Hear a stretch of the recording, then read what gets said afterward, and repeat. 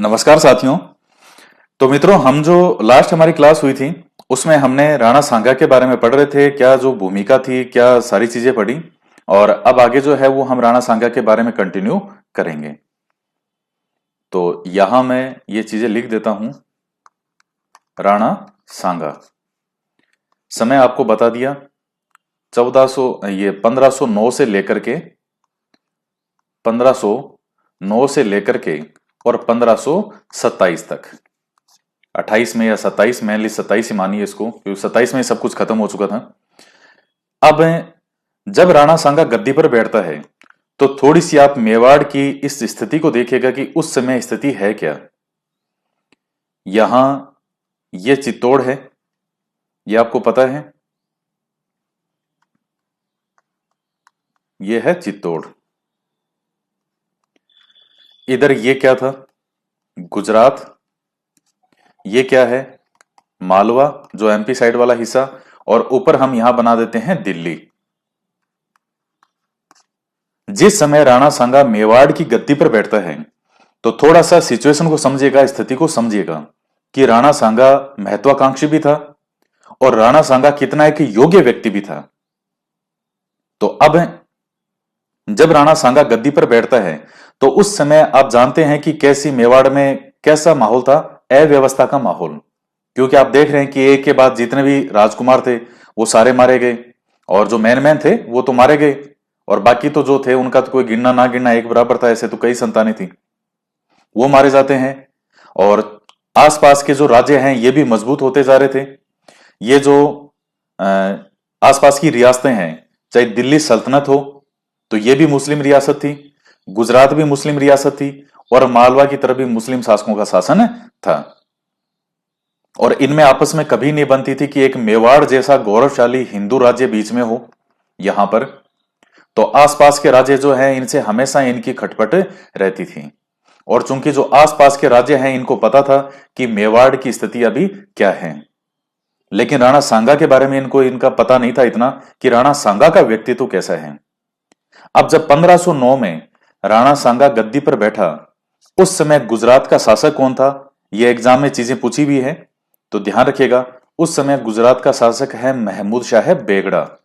यह बेगड़ा भी बहुत जबरदस्त शासक था, जिया भी बहुत, शासन भी बहुत वर्षों तक किया इसने। गुजरात का शासक है वो महमूद शाह बेगड़ा है। कब की बात बता रहा हूं? 1509 की। कब? जब राणा सांगा गद्दी पर बैठा। उस समय आसपास की रियासतों में शासक कौन था, यह प्रश्न पूछा गया है परीक्षा में। गुजरात में महमूद शाह बेगड़ा था। मालवा की बात करें तो नासिरुद्दीन खिलजी, नासिरुद्दीन खिलजी। और दिल्ली की बात करें तो दिल्ली में उस समय था सिकंदर लोदी। अब ये सिकंदर लोदी था तो ये कोई इतना युद्ध प्रिय या इतना कोई वैसा नहीं था कि इतना ज्यादा महत्वाकांक्षी, ये खुद ही अपनी समस्याओं में उलझा हुआ था वहां। तो सिकंदर लोदी के साथ जो है वो राणा सांगा का ऐसा कोई समस्या नहीं होती है। अब इधर महमूद शाह बेगड़ा है और इधर है नासिरुद्दीन खिलजी। तो इनसे भी इनका कोई राणा सांगा का ऐसा कोई विवाद नहीं रहा, क्योंकि कुछ कुछ समय के अंदर ही जो है यहां के ये शासक चेंज हो जाते हैं। महमूद शाह बेगड़ा की जगह बाद में यहां का शासक एक बनेगा मुजफ्फर शाह, मुजफ्फर शाह। और मुजफ्फर शाह के बाद में बनेगा बहादुर शाह। और यह बहादुर शाह वही है गुजरात वाला जिसके समय मेवाड़ का दूसरा साका संपन्न होगा। तो चूंकि यह बहादुर शाह को राणा सांगा ने अपने यहां शरण दी थी जब यह बहादुर शाह राजकुमार था, और इनमें आपस में गुजरात में जब उत्तराधिकार संघर्ष चल रहा था तब बहादुर शाह को राणा सांगा ने अपने पास में रखा था। लेकिन बाद में जब राणा सांगा की मृत्यु हो जाएगी तो यही बहादुर शाह यहां मेवाड़ पे बार बार आक्रमण करता है। और इधर मालवा के अंदर उस समय कौन है? नासिरुद्दीन खिलजी। इसके साथ भी राणा सांगा का कोई ऐसा कुछ नहीं है। थोड़े समय बाद में नासिरुद्दीन खिलजी के बाद में यहां बनेगा महमूद खिलजी सेकंड। यहां से समस्या आनी शुरू होगी, महमूद खिलजी सेकंड। तो ये तो राणा सांगा के समय की स्थिति है कि जब राणा सांगा गद्दी पर बैठता है। उस समय गुजरात का शासक कौन था? महमूद शाह बेगड़ा। उस समय मालवा का शासक कौन था? नासिरुद्दीन खिलजी। और उस समय दिल्ली का सुल्तान कौन था? सिकंदर लोदी। लेकिन इन तीनों के साथ में राणा सांगा का ऐसा कोई विवाद नहीं आता है। कोई हल्की फुल्की कोई घटनाएं होती तो वो एक अलग चीज है, बाकी कभी इन तीनों से राणा सांगा का कोई ऐसा युद्ध नहीं है। और थोड़े थोड़े समय में यहाँ के ये बेगड़ा के बाद में मुजफ्फर शाह बनेगा, नासिरुद्दीन खिलजी के साथ में बाद में बनेगा महमूद खिलजी सेकंड, और सिकंदर लोदी के बाद में यहां का सुल्तान बनेगा इब्राहिम लोदी। ये 1517 के आसपास ये लोदी बनेगा, और ये उसी टाइम ही, चूंकि लोदी भी, ये इब्राहिम लोदी भी बहुत ज्यादा महत्वाकांक्षी निकलेगा। तो अब स्थिति क्या है? राणा सांगा के समय की मैंने 3 सुल्तानों की स्थिति बता दी आपको, इनके साथ राणा सांगा का ऐसा कोई विवाद नहीं है। अब यहां पर देखिएगा राणा सांगा ने किया क्या। शासक बनने के बाद में जो अजमेर में करमचंद पंवार था, करमचंद पंवार, इस करमचंद पंवार को राणा सांगा ने विशेष इस पे थोड़ा अपना आशीर्वाद बनाए रखा। क्यों? क्योंकि करमचंद पंवार ने उस समय राणा सांगा का साथ दिया था। उस समय अपनी पुत्री का विवाह था जब राणा सांगा का जीवन खुद का संकट में था। तो क्या किया इसने करमचंद पंवार को, ये जो उत्तर की तरफ का, ये पश्चिम की तरफ का, ये वाला जो सारा हिस्सा है, इस तरफ वाला ये हिस्सा जो है ये किसको सौंप दिया? करमचंद पंवार को, कि भाई करमचंद तू यहां का जो है ये सारा हिस्सा संभाल और ये सब तेरा ही है। ये जैसे अजमेर हो गया, ये नागौर का जैसे परबसर, ये मांडल, फूलियार, बनेड़ा, ये सब आसपास के जो क्षेत्र हैं, यानी जो 15 लाख रुपए की वार्षिक आय के जो कई आसपास के परगने हैं वो दिए, और उसके साथ ही इसको रावत की उपाधि भी राणा सांगा देता है। तो इस करमचंद पंवार को ये पूरा इधर से इसने ये बॉर्डर ब्लॉक कर दिया, इस तरफ वाला, ये सारे के सारे क्षेत्र किसको सौंप दिए? इस करमचंद पंवार को, कि भाई तू इधर का संभाल। देखिए राणा सांगा का दिमाग देखिएगा आप, कितना सूझबूझ भरा हुआ दिमाग है। सांगा को सबसे पहले अपने आप को सुरक्षित बनाए रखना है, मेवाड़ की स्थिति को सही करना है, और उसके लिए सांगा को थोड़ा समय चाहिए, क्योंकि रायमल जी के समय मेवाड़ की स्थिति कोई बहुत ज्यादा मजबूत नहीं रही, धीरे धीरे मेवाड़ कमजोर ही हो रहा था। तो इधर इन्होंने एक अपना पहरेदार बिठा दिया कि अगर दिल्ली से कोई आक्रमण होगा तो पहले करमचंद पंवार से उसको भिड़ना पड़ेगा। अब इधर मैं बात करूं गुजरात की, तो गुजरात की क्या स्थिति है? तो गुजरात में देखिएगा, यहां गुजरात और उदयपुर की तरफ ये जो स्थान पड़ता है, यहां पर ये गुजरात का इधर का और उदयपुर की साइड का, उदयपुर के जस्ट इधर गुजरात साइड में एक छोटी सी रियासत है जिसका नाम है ईडर रियासत। अब ईडर रियासत की स्थिति क्या थी? तो मैं थोड़ा सा ईडर रियासत की आपको स्थिति बता देता हूं। ईडर रियासत का उस समय एक शासक होता है भाण नाम का, राव भाण। इस भाण के 2 संतानें थी, एक का नाम था सूर्यमल और दूसरे का नाम था भीम। अब जब भाण की मृत्यु होती है तो गद्दी पर कौन बैठ गया? इसका बड़ा बेटा जो सूर्यमल है वो गद्दी पर बैठ गया, लेकिन सूर्यमल ज्यादा शासन नहीं कर पाया और थोड़े समय बाद में इस सूर्यमल की मृत्यु हो जाती है। तब यहां पर इसका जो बेटा था सूर्यमल का, रायमल, वो गद्दी पर बैठता है। लेकिन चूंकि रायमल की आयु उस समय ज्यादा नहीं है, छोटा बच्चा है, तो ये जो भीम है, यानी इस रायमल का क्या लग गया? चाचा। इस भीम ने मौके का फायदा उठाया और ये जो रायमल है इसको गद्दी से उतार दिया। का भतीजा, हां चाचू कल चल निकल यहां से, हट। इस मासूम से बच्चे को गद्दी से उतार दिया और खुद ईडर की गद्दी पर बैठ गया। कौन? ये भीम। अब भाग्य में जब कोई चीज लिखी नहीं है तो आदमी सर पटक पटक के मर जाए, कई बार वो नहीं आती तो नहीं आती। इस भीम के भाग्य में भी गद्दी नहीं थी और थोड़े ही समय के अंदर इस भीम की मृत्यु हो जाती है। तो इस भीम का एक बेटा होता है जिसका नाम होता है भारमल। यह भारमल यहां गद्दी पर बैठ गया। अब इस रायमल की क्या स्थिति है? यह रायमल, अब इसको अपनी जान का क्या लगता है? जान का इसको अपना क्या लगता है? खतरा लगा। यह रायमल अपनी जान बचा के कहां भाग गया? मेवाड़ के राणा सांगा के पास। मैंने आपको स्थिति अब आपसे है ना, ये ईडर रियासत के बारे में ये ऐसे पूछेगा नहीं कभी, किसका बेटा कौन था, कैसे क्या हुआ। यह आपको समझाने के लिए चीज है कि ईडर रियासत के अंदर स्थिति उस समय क्या होती है। ईडर रियासत का शासक था राव भाण। एक कोई बड़ी रियासत नहीं है, छोटी सी रियासत है। ईडर भाण की जब मृत्यु हो गई तो सूर्यमल गद्दी पे बैठा। तो सूर्यमल जब की मृत्यु, सूर्यमल की ज्यादा लंबे समय तक नहीं जिया, लगभग 18 महीने के बाद में सूर्यमल की मृत्यु हो जाती है, गद्दी पर बैठते ही। तो इसका बेटा रायमल बनता है। रायमल बच्चा होता है तो भीम जो है, इसका चाचा होता है रायमल का, वो इसको गद्दी से उतार के खुद गद्दी पे बैठ जाता है। लेकिन भीम भी ज्यादा समय शासन नहीं कर पाया, इसकी मृत्यु हो गई भीम की, तो भीम का बेटा भारमल बना। तो इधर ये रायमल भाग करके राणा सांगा के पास में चला गया। जब यह राणा सांगा के पास में चला गया तो राणा सांगा को एक बेहतरीन अवसर नजर आता है। राणा सांगा ने इस रायमल को क्या बना लिया, अपना दामाद बना लिया, और अपनी बेटी का विवाह किसके साथ कर दिया, रायमल के साथ कर दिया। और विवाह तो किया ही किया, ईडर का इसको स्वामी बना दिया, ईडर का राजा बना दिया। तो एक तरह से आप यह समझ लीजिए कि राणा सांगा का ही आदमी किस पे बैठ गया, ईडर रियासत में।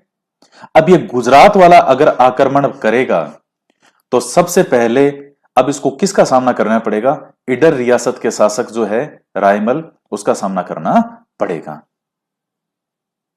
तो राणा सांगा ने अपने आप को यहां से भी सुरक्षित कर लिया, दिल्ली से, कि पहला जो आक्रमण होगा तो वो झेलेगा। मतलब एक तरह से कि भाई यहां तक पहुंचने में जोर तो आएगा अगले को, इधर से भी सुरक्षित कर लिया। और ये मानसिक रूप से अगले शासकों पर दबाव भी चीजें डालती है। राणा सांगा की बॉर्डर सीमा यहां तक पहुंच गई थी, यहां तक दिल्ली तक बॉर्डर पहुंच गई, सारा सब राणा जो सांगा का ही क्षेत्र हो गया था सारा। ये इधर इतना पूरा, यहां तक ये सब एक छत्र राज्य राणा सांगा का ही पूरा क्षेत्र है ये। तो इधर जो ये गुजरात है यहां से भी सुरक्षित कर लिया, यहां से भी सुरक्षित कर लिया। और मालवा की क्या स्थिति है, तो मालवा के अंदर देखिएगा तो दरअसल मालवा का सुल्तान जो आगे महमूद खिलजी आता है, इसके यहां एक मजबूत इसके सरदार होता है, हिंदू सरदार था महमूद खिलजी के दरबार में, जिसका नाम था मेदिनी राय।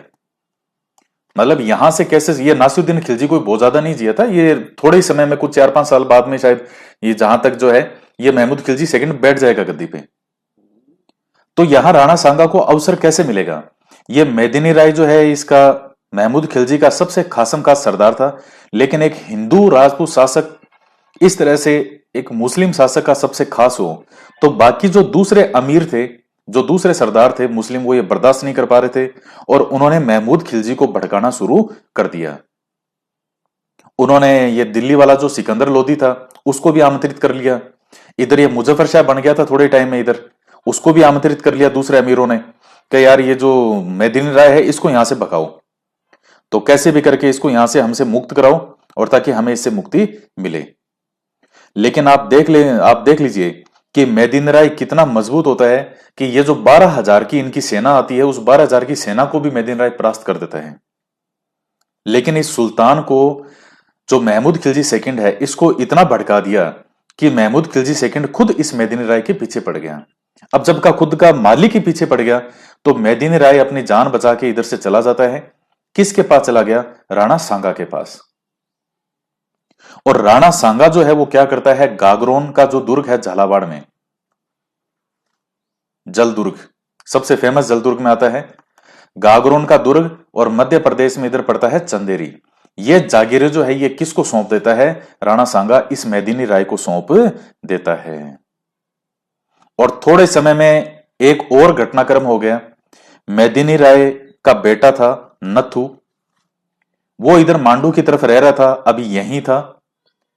इस महमूद खिलजी सेकंड ने इस नथु को इसके पूरे परिवार सहित मरवा दिया। मेदिनी राय को उधर से पता चला कि यार इसके बेटे को और पूरे परिवार को खत्म करवा दिया महमूद खिलजी सेकंड ने। तो अब मेदिनी राय के मन में भी एक नफरत की भावना आ गई, बदला लेने की भावना। और महमूद खिलजी सेकंड है, ये भी एक बहुत महत्वाकांक्षी शासक है। और गागरोन का जो दुर्ग है वो मेवाड़ वालों के लिए भी उतना ही महत्वपूर्ण था जितना मालवा वालों के लिए। मतलब जैसे शेर के मुंह में दांत का रोल होता है, शेर के लिए सबसे महत्वपूर्ण उसके दांत होते हैं, तो ये गागरोन का जल दुर्ग जो है ये एक दांत की तरह था इनके लिए। तो दोनों अपना अपना जो है वो हिस्सा मानते थे कि ये हमारा है। और इसकी परिणति ये होगी कि 1519 में गागरोन का युद्ध होगा राणा सांगा के बीच में और इस महमूद खिलजी सेकंड के बीच में। और उसमें विजित कौन होगा? राणा सांगा। हालांकि वो बात की बात है। तो अब यह घटनाक्रम है, मेदिनी राय को इसने यहां बिठा दिया इधर, और आसपास के जो दूसरे राजपूत शासक थे, जैसे मान लीजिए मारवाड़ वगैरह है, बूंदी है, या और जो राजपूत शासक जो रियासतें हैं, ज्यादा बड़ी नहीं, आसपास की कोई रियासतें हो हल्की फुल्की छोटी मोटी, तो राणा सांगा उनके साथ क्या नीति अपनाती है, उनके साथ क्या नीति अपनाता है? मैंने आपको पृथ्वीराज चौहान के समय बताया था कि पृथ्वीराज चौहान ने भी कौन सी नीति अपनाई थी? दिग्विजय की। हमीरदेव चौहान पर पढ़ाया रणथंभौर का, उसने भी दिग्विजय की नीति अपनाई, आसपास के सब शासकों को पराजित किया था। लेकिन राणा सांगा ने ऐसा नहीं किया।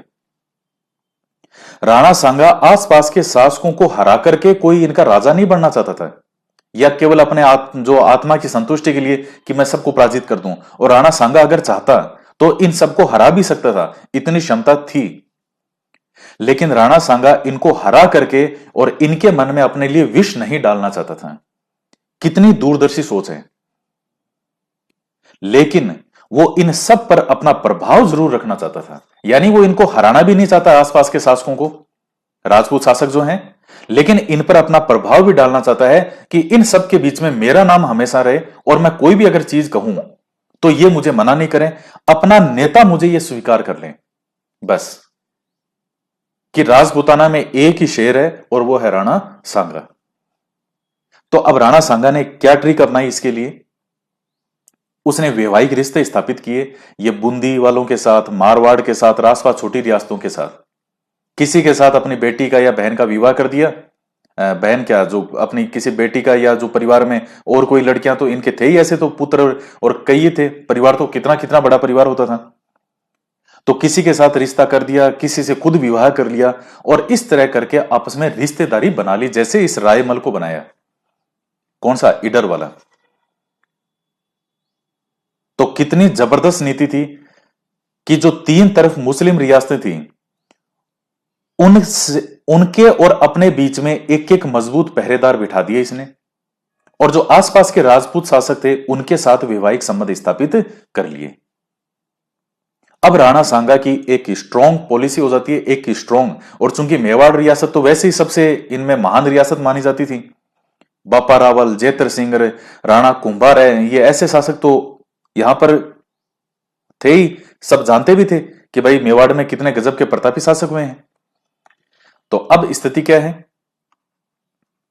अब राणा सांगा गद्दी पे बैठ गया, और ये सारी चीजें मैंने आपको समझा दी। अब होता क्या आगे? इब्राहिम लोदी जब गद्दी पर बैठता है, तो चूंकि इब्राहिम लोदी भी एक महत्वाकांक्षी शासक था, और वो इस चीज को नहीं पचा पा रहा था कि राणा सांगा का साम्राज्य इतना विशाल कैसे है। तो उसकी परिणति इस रूप में होगी कि इनके बीच में सबसे पहला युद्ध होगा। कब? खातोली का युद्ध। खातोली का युद्ध। आपको 5 युद्ध ध्यान में रखने हैं टोटल राणा सांगा के समय के। सबसे पहला खातोली का युद्ध है 1517 में। यह इब्राहिम लोदी शासक बन गया था 17 में, शासक बनते ही इसने इधर आक्रमण कर दिया था, इसने ज्यादा समय नहीं लगाया आक्रमण। अब ये खातोली है कहां पे? यह वर्तमान में कोटा में है, और उस समय चूंकि कोटा रियासत नहीं थी, उस समय कोटा रियासत नहीं थी, उस समय तो बूंदी रियासत ही थी, और ये कोटा वोटा वाला सारा क्षेत्र बूंदी रियासत में आता था। ये इतना जो क्षेत्र था पूरा, तो इसलिए कई बार किताब वाले क्या करते हैं, सीधी बूंदी लिख देते हैं कि उस समय बूंदी के खातोली स्थान पे हुआ। आपकी चीज क्लियर होनी जरूरी है कि वर्तमान में खातोली किस स्थान पर पड़ता है, तो कोटा डिस्ट्रिक्ट के अंदर है। और उस समय का पूछे तो उस समय तो था ही नहीं कोटा, उस समय तो बूंदी रियासत ही थी, ये कोटा वाला भाग भी बूंदी में ही आता था। तो यह ध्यान रखना, उस समय का बूंदी रियासत और इस समय का वर्तमान का कोटा का स्थान है खातोली। किसके बीच में युद्ध हुआ? एक तरफ है राणा सांगा और एक तरफ है इब्राहिम लोदी। और इस युद्ध के अंदर किसको विजय प्राप्त होती है? राणा सांगा को विजय प्राप्त होती है। लेकिन एक नुकसान बहुत बड़ा हो गया कि राणा सांगा का एक हाथ और पांव जो है वो इस युद्ध के अंदर बुरी तरह घायल हो जाता है, और इस तरह से ये काम करना बंद कर देता है हाथ पांव। हाथ तो जो है वो कहते हैं कि अलग ही हो गया था, पांव में जो है वो तीर लग गया था। तो ये इस युद्ध में राणा सांगा घायल हो जाता है। लेकिन जब आप खानवा का युद्ध पढ़ेंगे तो कर्नल जेम्स टोड कहता है ना कि राणा सांगा के शरीर पे 80 घाव थे उस समय। तो घाव तो लग ही रहे हैं शुरू में, पहले भाई था बड़ा भाई, उसने आंख फोड़ दी शुरू में भिड़ते ही, फिर हाथ पांव, वो इस युद्ध में, खातोली के युद्ध में। और कौन विजित होता है? राणा सांगा। तो लोधी हार उड़ के वापस चला गया, कह रहे यार ये तो बेइज्जती कर दी। और अब देखिएगा कि मेवाड़ के अंदर इस पूरे राजपुताना में राणा सांगा का एक तरफा नाम कहां से होगा? यहां से। हर कोई ये देखेगा यार राणा सांगा जो है उसने किसको हरा दिया? कर वो जो लोधी है उसको हरा दिया, दिल्ली वाले सुल्तान को। तो जब सबको इस तरह से पता, क्योंकि दूसरे लोग जो आस पड़ोस के राजा हैं वो सांगा की महानता को मानेंगे कैसे कि सांगा वीर है, या कैसे मानेंगे वो? भाई ठीक है, मान लिया मेवाड़ रियासत है, काम भी सही कर रहा है, नीतियां भी सही है। अब मान लो आपका किसी से झगड़ा हो रहा हो कॉलेज में, आसपास के जो लड़के हैं, आपके दोस्त वगैरह हैं, वो आपको उतना लाइक नहीं करते हो, पसंद नहीं करते हो, और अचानक आपके कॉलेज का कोई बड़ा नेता या जो एक बदमाश टाइप का लड़का, आप एक दिन उसको पकड़ के धो दो, बाकी जो है वो चुपचाप शांत हो जाएंगे। अब वो आपसे भिड़ने का नहीं सोचेंगे। क्यों? कि जब आपने उसको पीट दिया तो इनको भी पीट सकते हो। यही स्थिति राणा सांगा के साथ है। इब्राहिम लोदी को बुरी तरह मारा, भिगो भिगो के, बड़ी बुरी तरह हारता है, भाग जाता है यहां से। और चूंकि सब ने अपना नेता स्वीकार कर लिया, और इस नेता पे और जो है नेतृत्व पे और मुहर कब लगेगी? 1518 में ही इब्राहिम लोदी दोबारा आक्रमण करेगा। इस बार का युद्ध है बाड़ी का युद्ध, और बाड़ी जो है वो कहां पर पड़ता है? धौलपुर में। तो इस युद्ध को धौलपुर का युद्ध भी कहते हैं, बाड़ी का युद्ध भी कहते हैं। किस किस के बीच में है? वही राणा सांगा और इब्राहिम लोदी जो है वो अपनी तरफ से मियां हुसैन, और एक होता है मियां माखन या माखन। मियां हुसैन और मियां माखन के नेतृत्व में जो है वो अपनी सेना भेजता है। लेकिन राणा सांगा है उसने माखन का मक्खन निकाल दिया और इनको बड़ी बुरी तरह पीट पीट के भिगोया। ये दोबारा जो युद्ध होता है, इस युद्ध में इब्राहिम लोदी दोबारा नहीं आया था, कह रहे मारता बहुत गंदा है राणा सांगा। तो मियां माखन और ये जो है मियां हुसैन, ये इनके नेतृत्व में सेना भेजी, और सेना जो है वो इसकी बुरी तरह पराजित होती है। तो अब राणा सांगा का एक तरफा पूरे राजपुताना में हो गया कि जिसने किसको पराजित कर दिया? दिल्ली के सुल्तान को 2 बार पराजित कर दिया। तो यह चीज आपके लिए बहुत महत्वपूर्ण है। और इसके साथ एक चीज ध्यान रखिएगा, हालांकि अभी तक कोई ऐसा क्वेश्चन मुझे ऐसा दिखा नहीं है कि राणा सांगा की जो शक्ति है या राणा सांगा का जो चरमोत्कर्ष काल है वो कब का माना जाता है।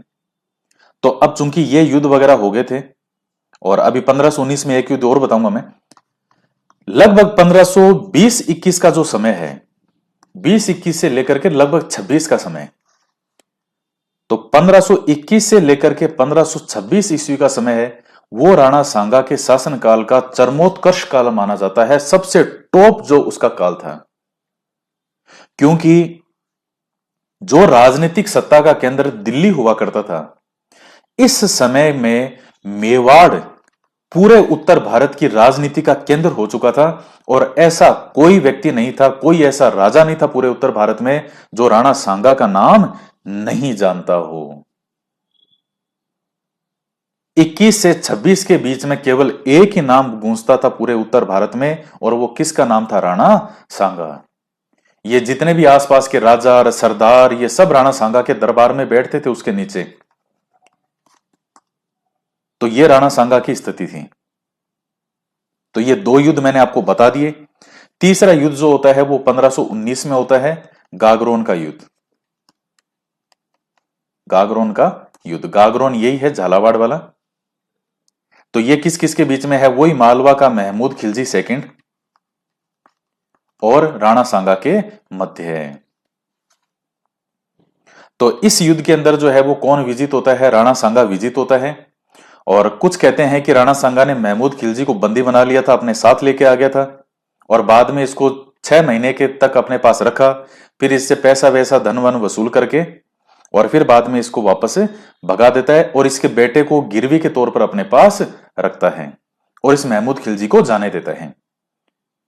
तो तीसरा युद्ध भी राणा सांगा ने जीत लिया, दिल्ली के सुल्तान को पराजित कर दिया 2 बार।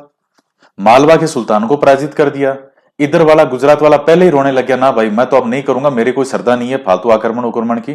भाई साहब देखो, फालतू में आक्रमण आक्रमण मत करना, मैं कोई नहीं कर रहा हूं, आप अपना आराम से गद्दी संभालो। तो 1519 में अब कुछ इतिहासकार जो हैं वो राणा सांगा की आलोचना करते हैं कि भाई आलोचना ये करते हैं कि उसको महमूद खिलजी सेकंड को जिंदा नहीं छोड़ना चाहिए था।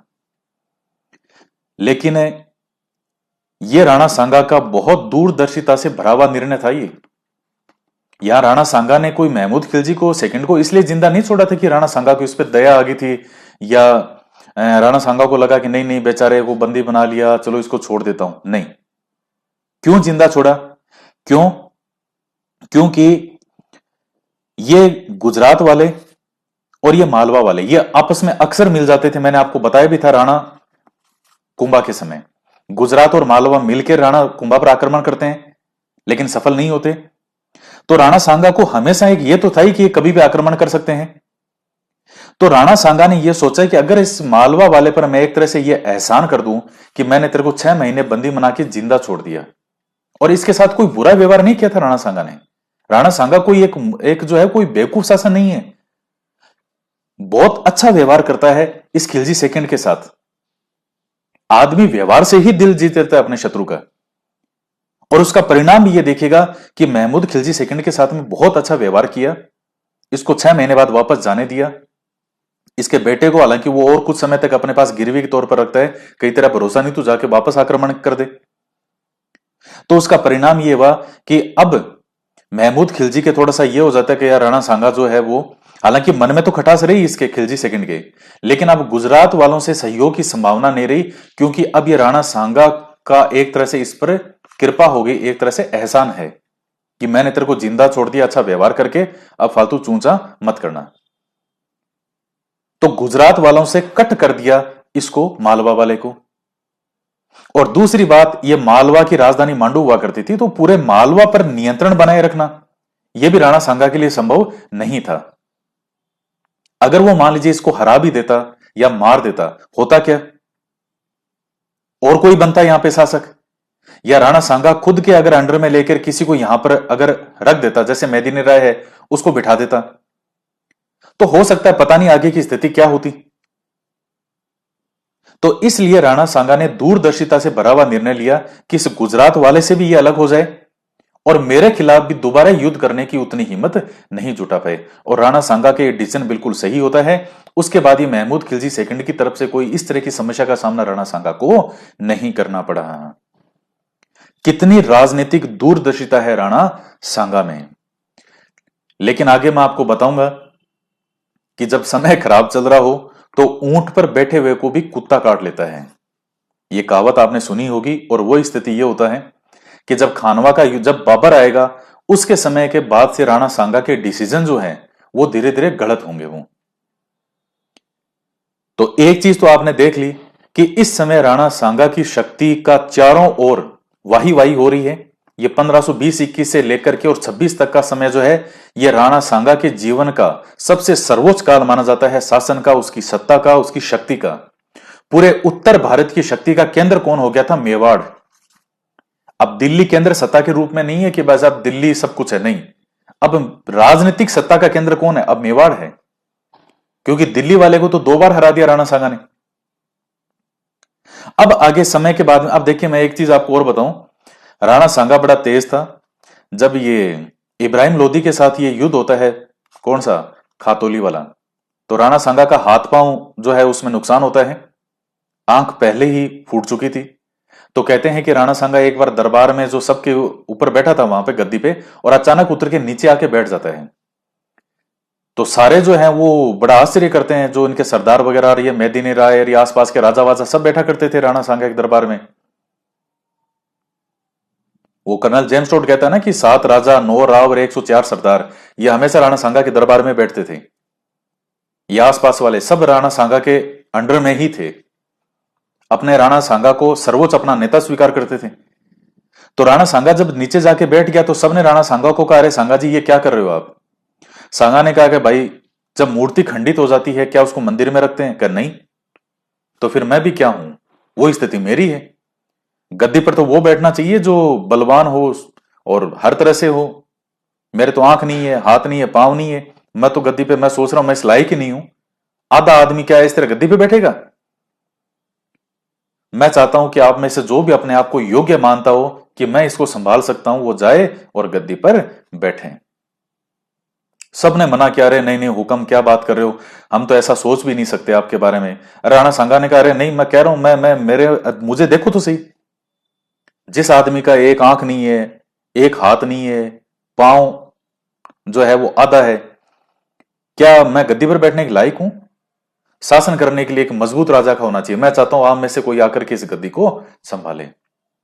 और सभी राणा सांगा के पास में इतने विश्वास पात्र थे, सबने एक सुर में मना कर दिया कि साहब सोचना ही मत, आपके रहते हम में से कोई नहीं सोच सकता कि हम गद्दी पर बैठे।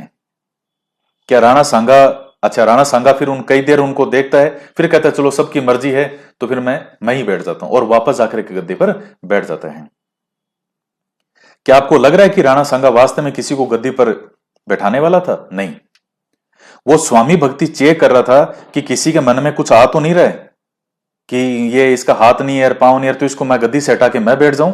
और अगर उस टाइम कोई बोल देता तो राणा सांगा वही उसकी गर्दन काट देता। ये राणा सांगा का स्वामी भक्ति चेक करने का तरीका था। और भी कई तरीके थे। जब इतिहास इतिहास तो ऐसा है कि जितना डूबोगे उतने मोती निकलेंगे, लेकिन उन मोतियों के चक्कर में आपकी काम की चीजें कई बार जो एग्जाम में है, तो इसलिए मैं आपको हमेशा एग्जाम के पॉइंट ऑफ व्यू से उतना ही पढ़ाता हूं जितना आपके एग्जाम का, और ये भी बहुत ज्यादा आपको बता रहा हूं मैं।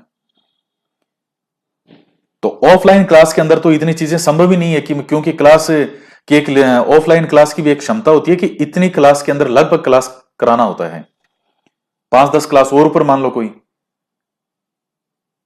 उसमें भी फिर नोट्स जो आपको मैं पीडीएफ के रूप में अपलोड करवा रहा हूं, ये नोट्स क्लास में जो है वो साथ में हम लिखाते भी हैं, फिर बाद में पहले समझाता लिखाना। क्या इतनी इतनी चीजें, ये इतनी इतनी क्लासेस संभव है? ये केवल ऑनलाइन में ही संभव हो सकता है कि मैं मेरी मर्जी का मालिक हूं, मेरे मर्जी है उतना चीजें मैं आपको समझा रहा हूं। तो इसलिए दिल खोल के आपको पढ़ा रहा हूं यहां पे सारा।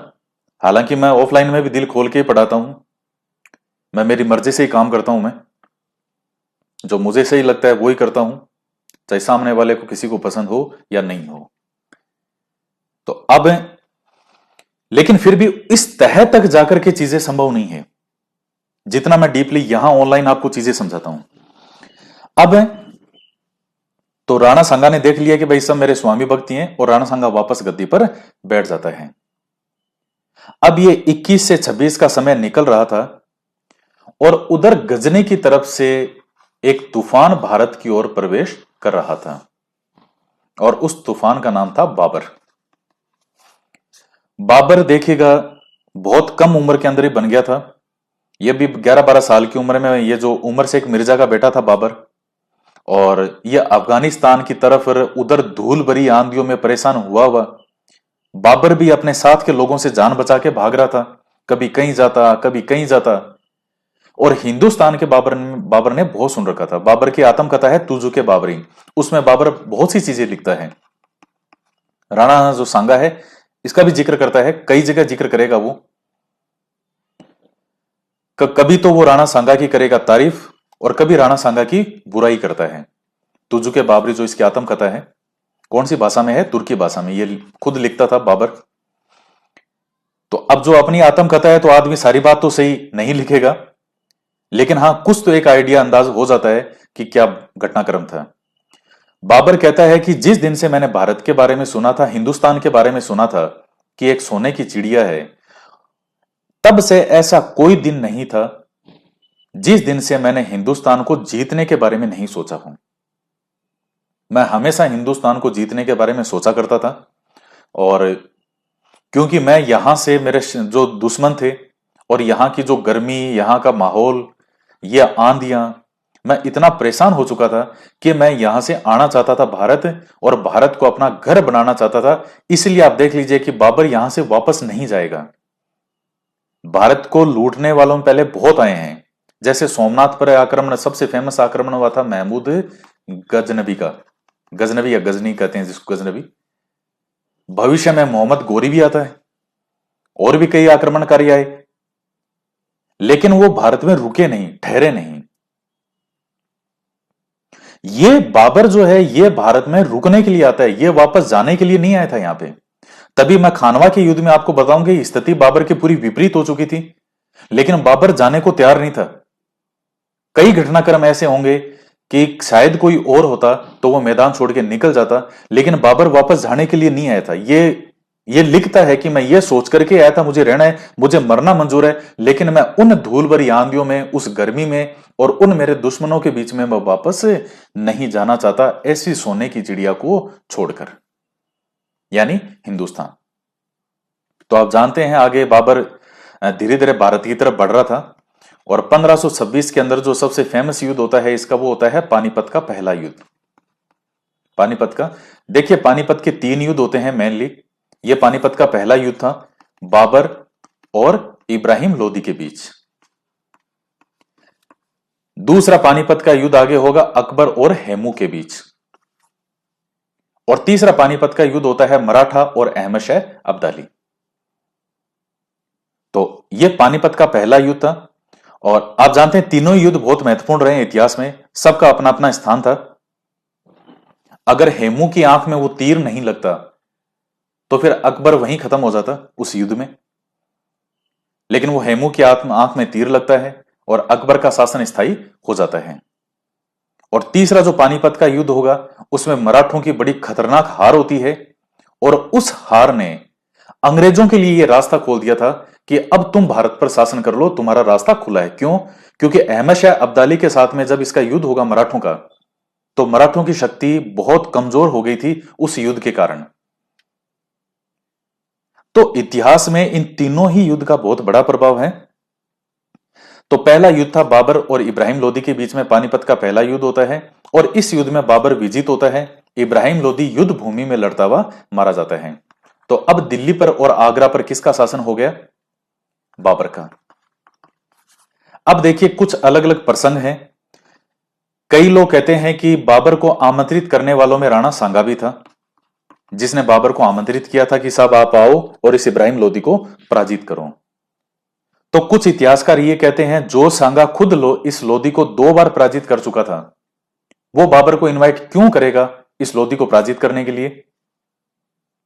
और बाबर अपनी आत्मकथा में यह लिखता है कि मुझे राणा सांगा ने इनवाइट किया था, इसने भी इनवाइट किया था। मतलब एक तो पंजाब का उस वक्त गवर्नर था ये दौलत खां लोधी, जो इब्राहिम लोदी के ही क्या थे रिश्तेदार, उन्होंने तो किया ही किया था, वो तो श्योर था, उसमें तो कोई डाउट ही नहीं है। लेकिन बाबर यहां अपनी आत्मकथा में लिखता है कि जो राणा सांगा ने भी मुझे इनवाइट किया था, लेकिन इस दुष्ट राणा सांगा ने मेरा साथ नहीं दिया, ऐसा लिखता है वो। कई इतिहासकार कहते हैं कि राणा सांगा इसको क्यों इनवाइट करेगा? वो बाबर इसमें आगे और भी लिखता है कि मुझे सांगा ने यह कहा था कि जब तुम दिल्ली पर आक्रमण करोगे तब मैं आगरा पर आक्रमण करूंगा। यानी आगरा भी उस समय दिल्ली वालों के अंडर में था, तो तुम दिल्ली पे आक्रमण करना, मैं आगरा पे करूंगा। लेकिन राणा तो आया ही नहीं। तो इस तरह की बातें भी आती है। तो अलग अलग बातें हैं, अलग अलग चीजें हैं। अब ले दे के बात यह है कि बाबर गद्दी पर बैठ गया 1526 में, और अब आप जानते हैं कि जब बाबर गद्दी पर बैठा है,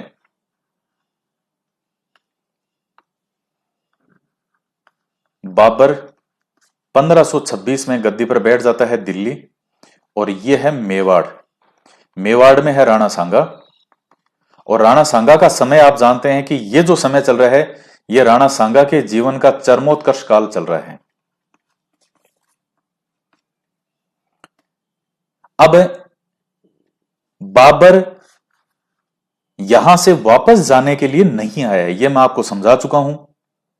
राणा सांगा को ऐसा लगा था कि बाबर आया है, मैं जो भी चीजें आपको सारी समझा रहा हूं ये सब इतिहासकारों ने कही है, मैं उन सभी चीजों को किसने क्या कहा, क्या घटनाक्रम हुआ, उन सबको एक साथ जो उनका सार है वो आपको समझा रहा हूं। तो जो भी बातें बोल रहा हूं सब इतिहासकारों की बातें हैं। राणा सांगा ने यह सोचा था कि जैसे पहले भी लोग आए थे लूटने के लिए, आए लूट करके चले गए, तो ये बाबर भी वैसे ही है। ये आएगा और लूट करके वापस चला जाएगा।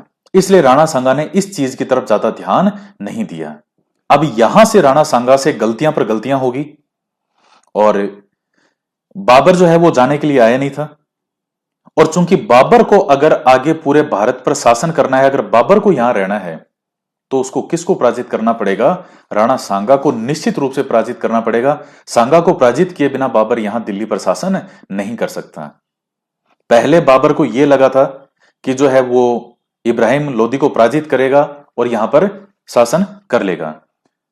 हालांकि बाबर जब उधर था, इधर ये अफगानिस्तान की तरफ, तो राणा सांगा के बारे में इसने उस टाइम ही सुन लिया था। बाबर लिखता है तुजु के बावरी में कि जब मैं इधर था तो तब भी मैंने राणा सांगा के बारे में सुना था कि मेवाड़ का कोई बहुत एक मजबूत राजा है राणा सांगा, पर मुझे ज्यादा पता नहीं था राणा सांगा के बारे में। लेकिन जो खानवा का युद्ध था वो हकीकत में सबसे बड़ा युद्ध बन के आता है बाबर के लिए। इस बाबर को अंदाजा नहीं था कि आगे क्या स्थिति होने वाली है। और राणा सांगा से यह गलती होती है कि राणा सांगा को राणा सांगा के साथियों ने समझाने की कोशिश की कि साहब राणा सांगा वो बाबर पता नहीं अपने साथ क्या चीज लेके आए, उसमें आग सी लगाओ और बड़े धमाके होते हैं। बाबर अपने साथ तोपें और बारूद लेकर के आया था। इन्होंने पहले कभी देखे नहीं थे तोपें बारूद। भाई यहां मेन अस्त्र शस्त्र क्या थे? या तो तीर चलाना, या भाला, या तलवार, और एक तरफ तोप और बारूद। मतलब कितना आदमी दूर है, आपने दूर से वो लगाई आग और इतनी दूर जाएगी, एक साथ सैकड़ों लोग मारे जाएंगे। तो ये पास ही नहीं आने देंगे सैनिकों को, तोपे बारूद कहां पास हमें आने देंगे। तो सांगा को सबने समझाने की कोशिश की, साहब वो बाबर पता नहीं क्या चीज लेके आए, वो आग उगलती है उसमें से तो, और एक साथ इतने इतने सैनिक मरते हैं। और इस इब्राहिम लोदी के साथ भी युद्ध में विजित होने का सबसे बड़ा बाबर का कारण ही यह था, तोपे और बारूद। तो राणा सांगा ने इस बात को सीरियसली नहीं लिया और कहते हैं जो इब्राहिम लोदी है उसकी भी सेना बहुत बड़ी थी, बाबर के कंपैरिजन में सेना बड़ी थी इब्राहिम लोदी की भी, लेकिन चूंकि वो तोप और बारूद का जो है तोप गोलों का सामना नहीं कर पाया। कहां तोप गोलों का सामना कौन सी चीज करेगी? और राणा सांगा को भी जब इनके साथियों ने समझाया तो राणा सांगा ने इस बात को सीरियसली नहीं लिया। राणा सांगा का एक वर्ड मिलता है, एक लाइन मिलती है कि इतिहासकार कहते हैं कि राणा सांगा ने की तोप गोला बारूद था, उसके संदर्भ में राणा सांगा ये कहता है कि मैं राजपूत था, हमारे की नहीं हुआ है। मतलब शक्ति के इतनी बुलंदियों पर है राणा सांगा कि राणा सांगा ने इस चीज को इतना हल्के में ले लिया कि हम राजपूत हैं, हमारे क्या होगा तोप गोलों से। भाई शरीर तो वही हार्ड मास का ही बना है, तोप गोले लगेंगे तो ये भी मरेंगे। लेकिन राणा सांगा ने इस चीज को ज्यादा सीरियसली नहीं लिया। अब और चूंकि कई इतिहासकार यह भी कहते हैं कि इब्राहिम लोदी जो था, राणा सांगा को इब्राहिम लोदी का सहयोग करना चाहिए था। भले ही राणा सांगा ने इब्राहिम लोदी को 2 बार पराजित किया था, फिर भी इसको इसका साथ देना चाहिए था कि बाहर से अगर कोई व्यक्ति यहां आ रहा है हिंदुस्तान की भूमि पे, तो हम उसको यहां पर नहीं रहने देंगे। तो राणा सांगा और इब्राहिम लोदी अगर दोनों मिल जाते तो बाबर कहीं नहीं रह पाता, वो तोप गोले भी फेल हो जाते। लेकिन समय धीरे धीरे आएगा, समय पलटेगा और बाबर 1526 में यहां गद्दी पर बैठ गया। अब हिंदुस्तान में इन दोनों में से एक ही रह सकता है, 2 तो शासन नहीं कर सकते। अब वो कौन रहेगा और कौन जाएगा, तो ये जो है कहानी पूरी होगी नेक्स्ट क्लास में। हम आगे इसको पढ़ेंगे नेक्स्ट वीडियो में कि कैसे इनके बीच में किस किस तरह से संघर्ष होता है और पूरा राजपूताना एक हो गया था साहब। इन बाबर की सेना को, इनके सैनिकों को देख के होश उड़ गए थे। मतलब जहां देखो उधर ही सैनिक ही सैनिक, जिधर नजर डालो उधर सैनिक। तो आगे क्या युद्ध के परिणाम होते हैं, कैसे बाबर युद्ध को हैंडल करेगा, कैसे अपने सैनिकों को बना के रखेगा वहां पे, और यहां क्या गलतियां होती है राणा सांगा से। क्योंकि कोई भी शासक अगर हारता है और कोई जीतता है तो हारने वाले की भी कई कमियां आती है और जीतने वाले की कई खूबियां आती है कि ये इस वजह से जीता और ये इस वजह से हारा। तो नेक्स्ट क्लास में आगे हम इसको पढ़ेंगे। तो आज के वीडियो में इतना ही, और मुझे आशा है कि आपको बड़ा बहुत अच्छे से समझ में आ रहा होगा। तो मिलते हैं नेक्स्ट वीडियो में। जय हिंद, जय भारत।